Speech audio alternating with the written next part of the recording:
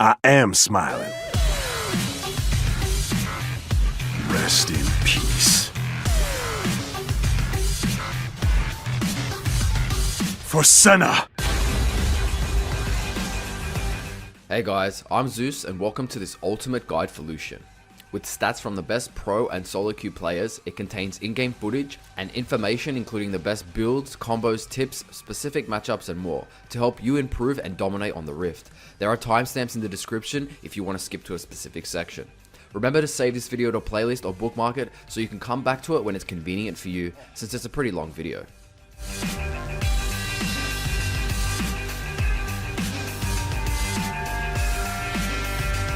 Lucian's passive, Light Slinger, shoots 2 auto attacks in one go after using an ability. We will make use of this passive in runes and items. His Q, Piercing Light, is a click target ability that damages all enemies in a line. His W, Ardent Blaze, is an AoE skill shot that damages and marks enemies, granting sight of them. If Lucian or an allied champ damages the marked enemy, Lucian gains movement speed. His E, Relentless Pursuit, is a dash in any target direction, which can be used to go over small to medium sized terrain. Its cooldown is reduced by 2 seconds when Light Slinger is used, 1 second for other enemies. Finally, his ultimate, the Culling, fires shots in front of him for 3 seconds. He can only move and use Relentless Pursuit while this is activated.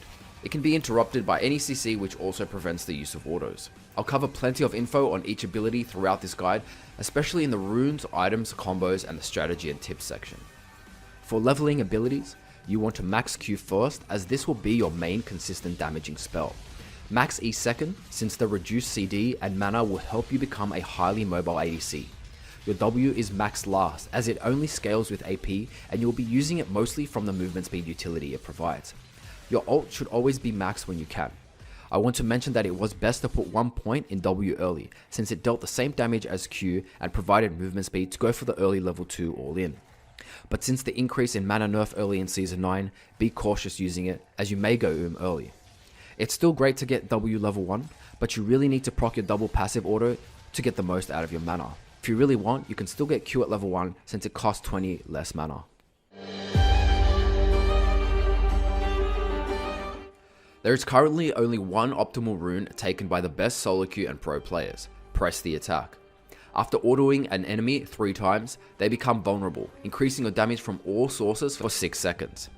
The reason this works perfectly with Lucian is that his passive, with its double auto attacks after an ability, can proc this rune extremely fast. We'll talk about how to proc this efficiently in combos. We'll also be building items to make this rune as optimal as possible. The first keystone is Triumph. The 12% HP restore on takedowns may save you in these clutch fights, and the 20 gold is a nice bonus. Overheal is viable, providing you a small shield once you lifesteal or get healed from an ally above 100% HP. Perhaps against heavy poke enemy comps, as well as having a healing support, this may be best over Triumph. The second keystone is Tenacity Alacrity. The attack speed gained from takedowns synergizes well with Lucian, helping you proc press the attack faster.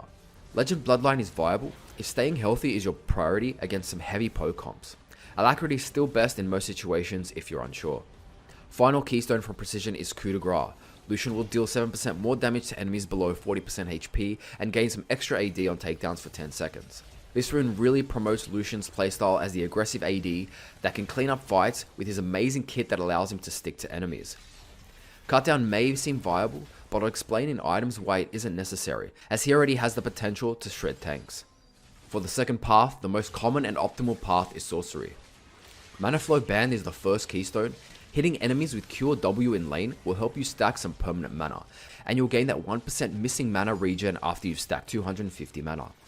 A second keystone option is Absolute Focus. While above 30% HP, you'll gain some extra AD. This rune can be useless in situations where you need to be close and therefore will fall below 70% HP. With quite a bit of lifesteal in your build and perhaps a healing support, this is still highly recommended. The last viable keystone in Sorcery is Gathering Storm.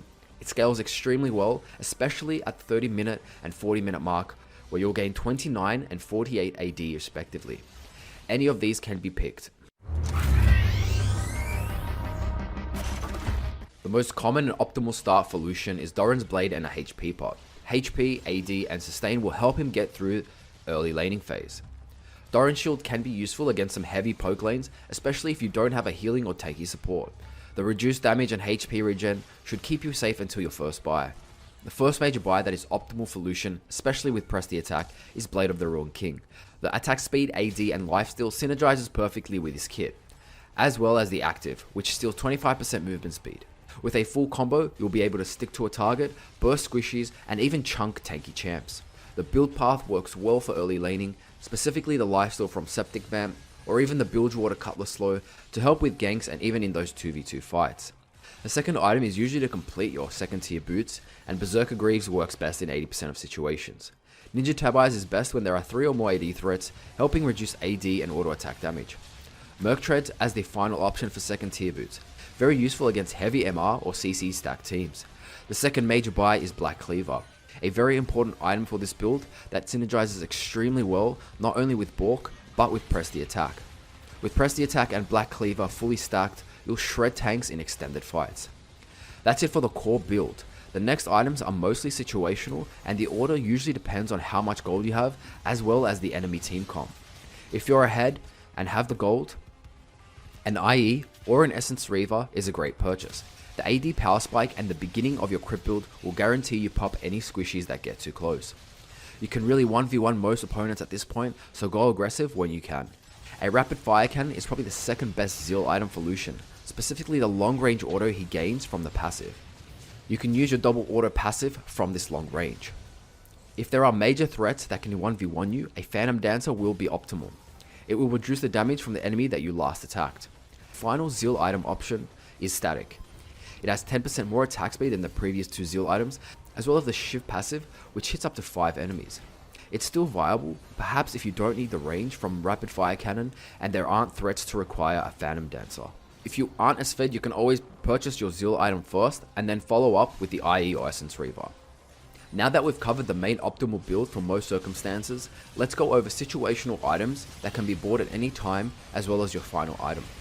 A Hex Drinker early can resist AP burst threats, finishing into a Maw later on. Purchasing an Executioner's Calling can help mitigate healing against high healing comps, building into Mortal Reminder later on. A QSS might be necessary against hard CC like Malzahar or Lissandra ultimates, finishing into Scimitar later on. If you need lifesteal for extended fights, a Bloodthirster is a good option, perhaps even a Death Dance is still viable. Really good against heavy poke enemy team comps. Of course, a GA can help you survive if there's a high chance you'll die, especially against something like a Zed who has a high chance of popping you mid to late. Just make sure you can rely on a team for backup after you revive, or it's pretty much useless.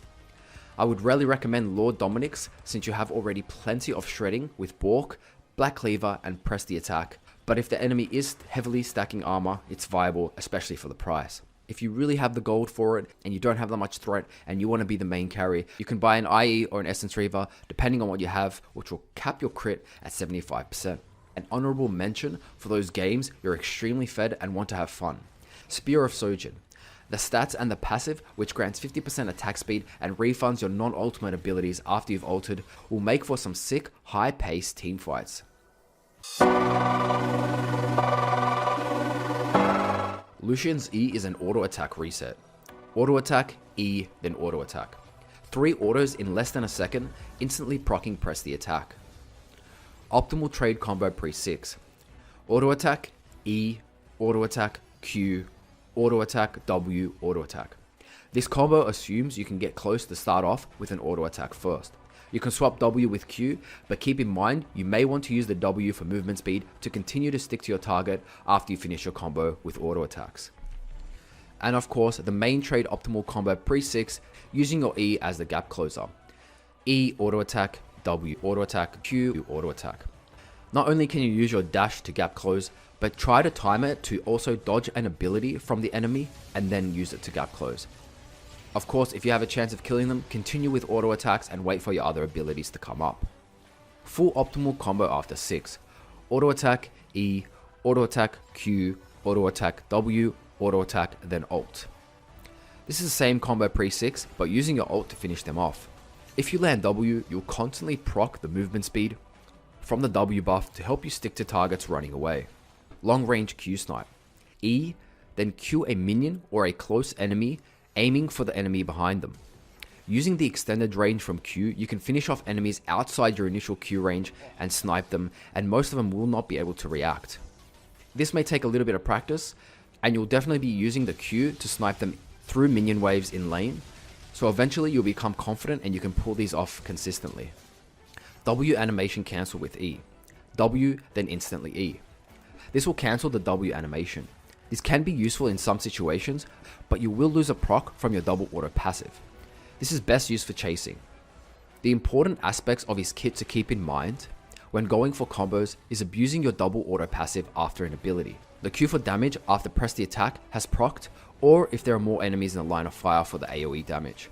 The movement speed you gain from your W helping you stick to targets. E for the gap closing and dodging abilities. Also, E is reduced in cooldown when you proc your passive, so it's best used early, so you can gain it later in extended fights. And of course,